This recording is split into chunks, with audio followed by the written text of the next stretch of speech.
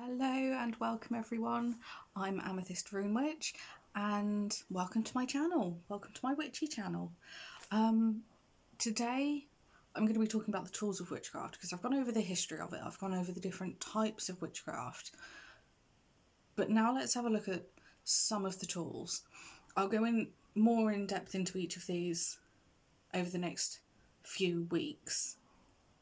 So I'm only touching on a general idea of what you need and what you don't. Basically, you don't need every tool that there is for witchcraft. It's optional. So you don't have to have a wand unless you want one. You don't have to have a cauldron unless you want one. If you want to be that stereotypical witch that's got everything going to do her craft, do it. But you don't have to. It really is a choice. So, but if you do want tools, don't just go out and buy the first thing that comes into your sight. Be sure about what you're buying. Be sure that what you have found is going to work for that task. Sometimes it's a case of taking some time, leaving it up to the powers that be, and waiting to see if it comes to you instead. I've done that. I was umming and ahhing last year about whether or not I wanted to get a pendulum, which is a divinatory tool and sort of part of witchcraft. And I was umming and ahhing about it, and then in one of, I think it was the February box, so it was my second box. So I'd been swaying to and fro between getting a pendulum for a few months, I think from about the October time. And then all of a sudden in the February box, there's one in there. You know, I waited. I was umming and ahhing, and because I was umming and ahhing, when I'm umming and ahhing, I don't buy. Because to me, it's like saying it's not right. Something's not right with this little situation, so just let it play out and let's see what happens. And that's what I did, and I got my pendulum, and I got a little pendulum cloth with it. So yeah, sometimes it is a matter of letting things come to you. Sometimes it is going out and finding it, but it's making sure that what you've found is going to work. And that the energy's right. So it's like, you know, when you walk into a shop and you see something and you just, it doesn't matter where you are in the shop, you can have your back to it in the farthest corner, you will always find yourself turning back around and looking in that direction. There's something about that item then, so go and get it. If you can't quite afford it, I was quite lucky with my desk. That was something that I've been waiting on. And I know it's not technically a tool, but to me it is, because it's my witchy station. I've got my witchy library next to it. I've got all my decks on the shelves. I've got all sorts in that area. I'm still working my way through it. I will post on my Instagram when I've fully organised the area. It's a work in progress, but I'm determined to have it done by the end of this year. Anyway, that's a separate topic. So tools can be really helpful though, particularly for someone who's very new to the craft, because it can help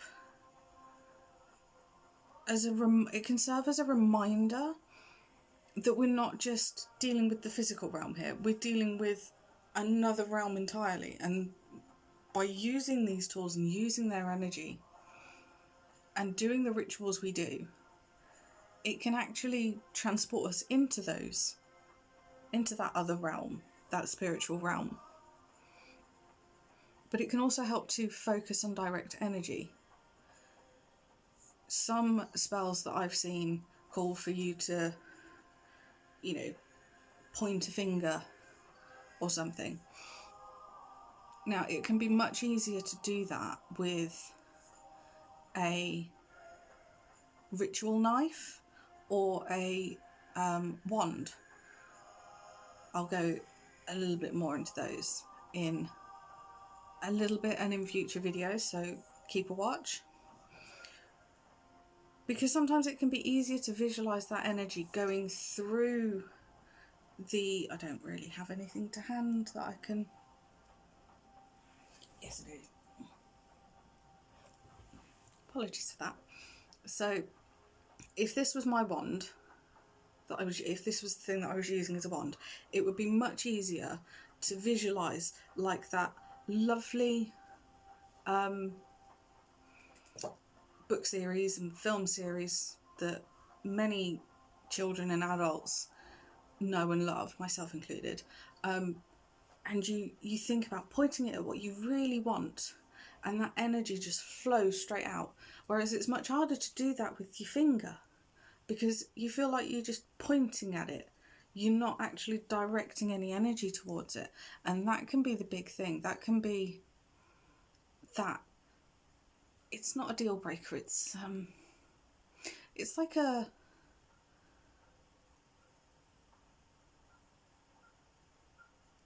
It's like an icebreaker of sorts within that one realm, like that one item. But tools are also very interesting because they can connect us to traditions, whether it's family traditions or, you know, traditions within, if you're Wiccan, you can, you know, it's... Wicca is less than 100 years old. And that's the thing. It's less than 100 years old. It's still relatively modern in that sense. But a lot of its traditions are based on older traditions. And that's the thing. It can connect that pre-Christian time from 2,000 years ago to the modern traditions of today. I've got my own traditions, you know, we all do. It's part of being a witch. We will all have our own traditions. You know, there's no one size fits all with this. But it's really important that, you know, there is that bridge between past and present, so that together they can link up to the future. Always makes me think of Three Weavers. Now, when using tools for rituals, it's always a good idea to if you're using them, cleanse them and clean them regularly. And cleanse and clean are two very different words here, because there's cleansing, which is cleansing the energy of it and imbuing it with your own, so that it actually works with you and, you know, isn't against you or isn't making things slightly more challenging than they need to be.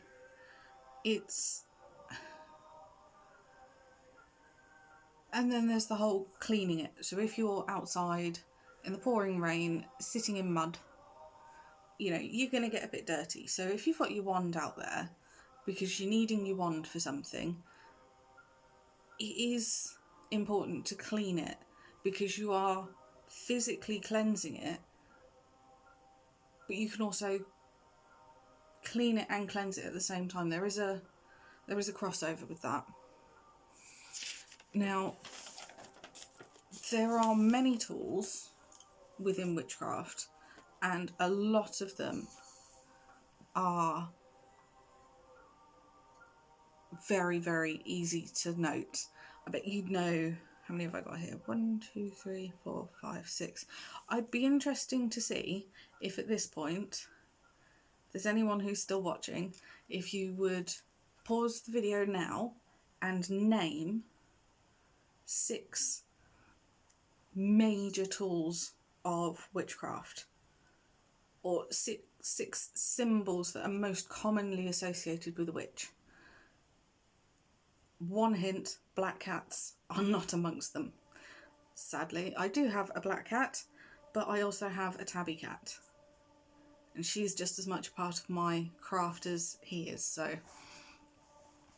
But if you're not a solitary practitioner, and you're working as part of a group, whether you call yourselves a coven or not, you don't have to. It's one of those things. It's a choice. You can sometimes find that there's a sharing of tools.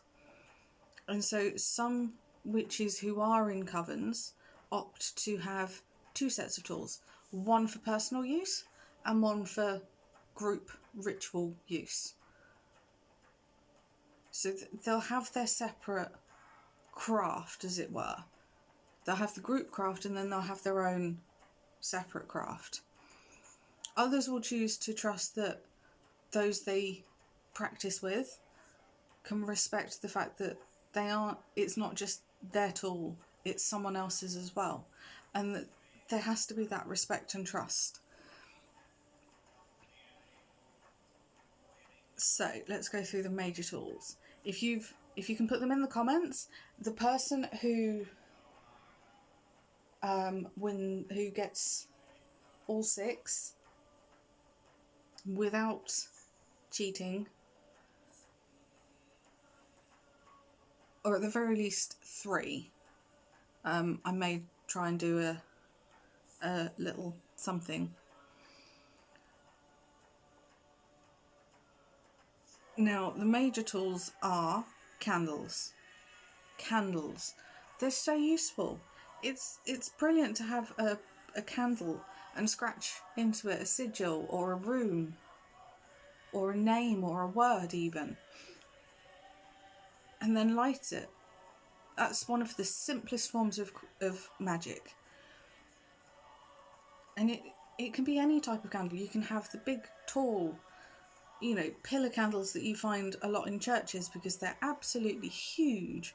Or you can have the tea lights. I prefer tea lights. I'm a tea light person, I don't know why. But you can also use birthday candles, especially if you can't leave a candle to burn for 4 hours, as it says in the spell, until the candle burns out. Just as good. Doesn't mean it won't work. If your intention is there and it is set,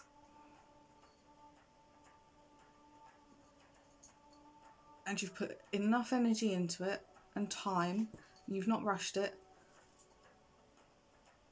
there's nothing that says it won't work.